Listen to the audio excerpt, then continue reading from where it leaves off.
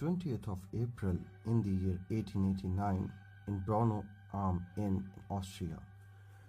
A child was born, but little did anyone knew that even after decades of his death, we would still be discussing him as one of the most barbaric persons to roam the planet Earth, and yet one of the most effective leaders we have seen in our time. His name was Adolf Hitler.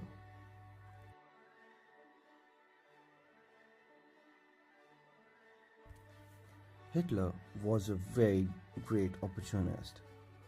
He knew when was the right time to strike. At the time Hitler started extending the influence of his ideas and philosophy on German citizens, Germany was going through a Great Depression. They had Treaty of Versailles on them. People were unemployed, they had no food to eat, there was rampant poverty everywhere. People were angry at the government, and Hitler knew that there couldn't be any better time to push his ideas than this one. When we see at the current times, you can see that Donald Trump pretty much comes along the same lines, because USA was going through a not so great economic phase, and therein Donald Trump came telling them the cause of their problem is immigrants, and the solution of doing so is by getting rid of them. And it resonated with the people's conscience, and they gladly accepted him, just like they accepted Hitler a couple of decades back.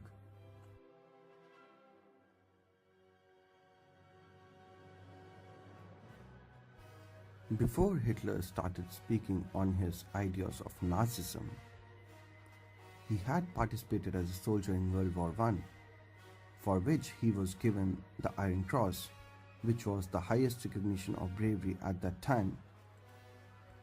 He had proved his mettle in the battle, and because of this credibility, people were ready to listen to him.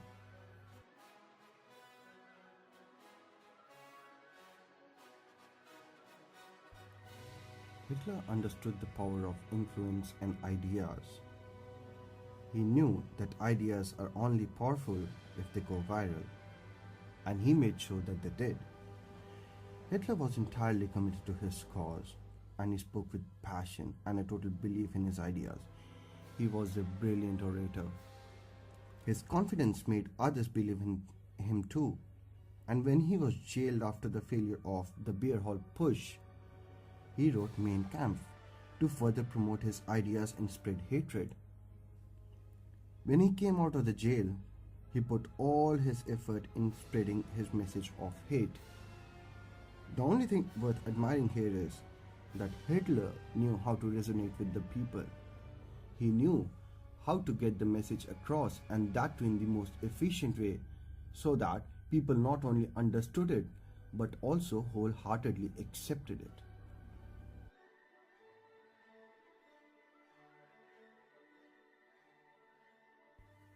Hitler was not the kind of leader who liked to listen to his subordinates.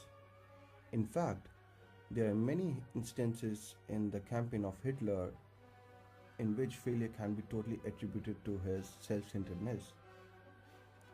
Like when he tried to do the Beer Hall Push, in which he failed and was consequently sent to the jail for that, many of his advisors advised him against that.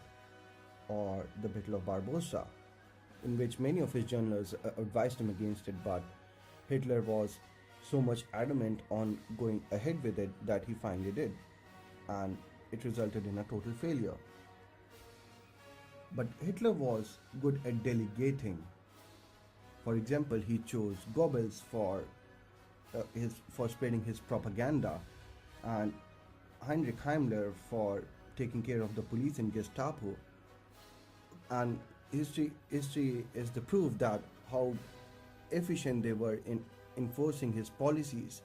But then again, Hitler never took any ideas from them.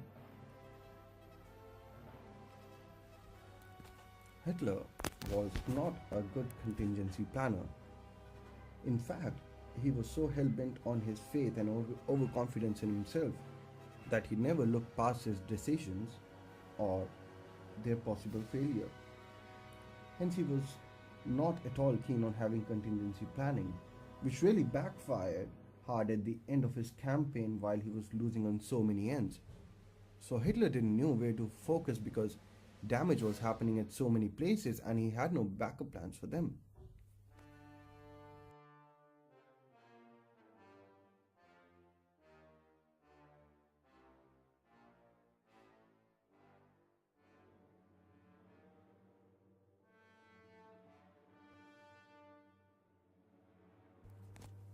A major thing to be noted about Adolf Hitler is that he was an arrogant leader. He didn't like to listen to other people. He always did things his own way and he always pushed his own ideas and his own strategy. Which was good in certain ways because his philosophy was the one that actually rose him to power. But then, when he finally took control of the government and also taking control of the military, it was this only arrogance which led to failure on many ends. Hitler's arrogance was also fueled by the fake administration that people showered on him, which made him feel superior and a great strategist. Which is why Hitler was making call on many military ends and just totally ignoring the advice of his military generals.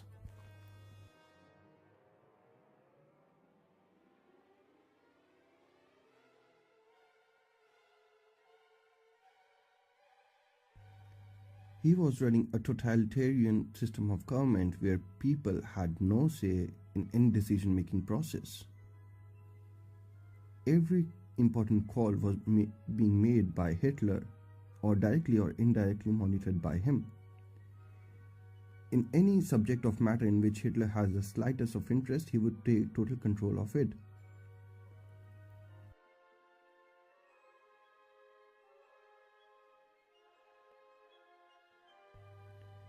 Another thing that we need to pay attention towards is that Hitler's decision making was based primarily upon his beliefs and his instinct. His final goal of establishing an Aryan Germany by annihilating Jews and every other undesirable race according to him was the reason why Hitler took any of his decisions.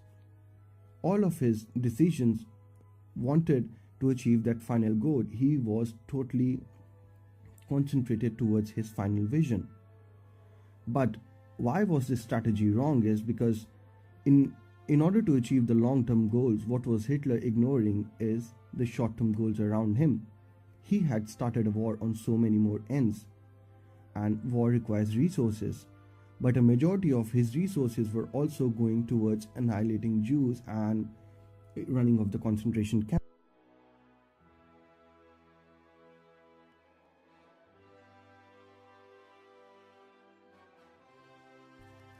One thing that Hitler did understood was the value of resources and their importance in the war effort. His invasion of Northern Africa was in a bid to secure oil reserves and hurt the Soviets while doing so.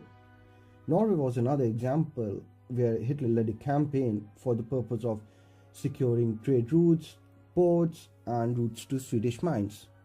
But at the very same time, Hitler was also bad at managing those resources. And since he was the Führer and the one making these calls, he was the one who's responsible for them. Hitler was fighting wars on so many ends. He was running concentration camps. There was social unrest amongst the people of Germany. So it required a lot more resources by the police and the Gestapo to keep the people under control. Hitler didn't know he was putting these resources into all of them, and the efforts were not being concentrated on one particular location, which led to failure on all the ends.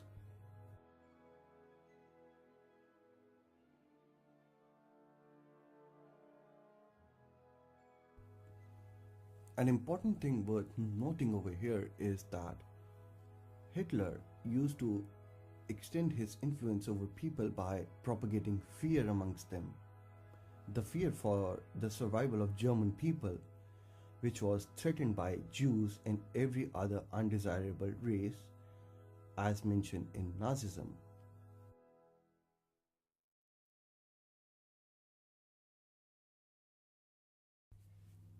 At the same time, in another part of the world, that is in India, another leader, Mahatma Gandhi, was using the same strategy of propagating fear amongst the Britishers to get his demands met. On multiple occasions, Mahatma Gandhi went on hunger strikes just to make sure that his Britishers met his demand, because he knew that if he died of hunger, then the whole India would stand up against Britishers, and that would create a very big problem for Britishers, and which obviously they wanted to avoid at any cost because he was such an influential leader in India.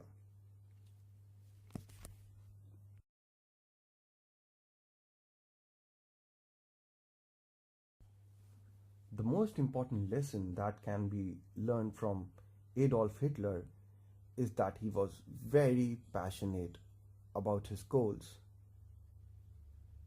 Even at the last leg of his campaign, when everything was destroyed and his end was near and defeat was inevitable, he still concentrated all his resources towards running the concentration camps because he was that committed to his vision and his final goal. But a thing worth also noting over here is that it isn't always about good leadership, but also about what you are leading for. Your goal needs to be something that is in benefit of people and for common good.